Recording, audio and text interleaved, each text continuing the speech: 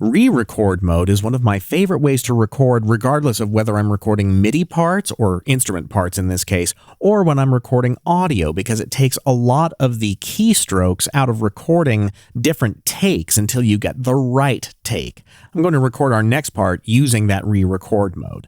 So let's record enable the Retrolog 2 here. This is actually going to be the string pad. So this is string pad. And then I'm going to come down here to the common record mode setting and click on that. Normally, the punch-in, punch-out mode is what's selected by default, but in a moment, I'm going to put it in re-record. Let's talk about doing individual passes until you get the right take. So I'll hit record to perform a normal linear recording.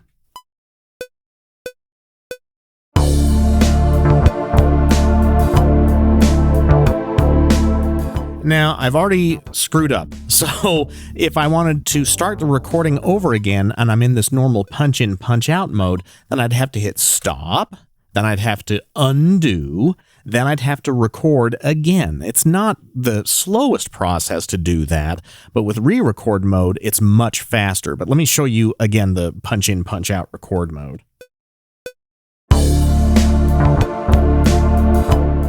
Okay, and I played some bad notes, so I'll hit stop. I'd have to undo that, locate back to the left locator again, and then start the recording over. Again, a little bit of button pushing, but let's come down to the record mode here and choose re-record, because now what happens is every time I record a pass, if I'm not happy with the pass, all I have to do is hit the record button one more time. It will automatically undo the old recording and automatically take me back to the position of my left locator and start a new recording. Let me show you. I'm going to hit record, and I'm going to play some obviously wrong notes. Okay, so that was terrible. So instead of having to hit stop and undo and so forth, I'm just going to hit record one more time. It starts over again. And that's wrong, so I'll hit the record button again. And that's wrong, hit the record button again.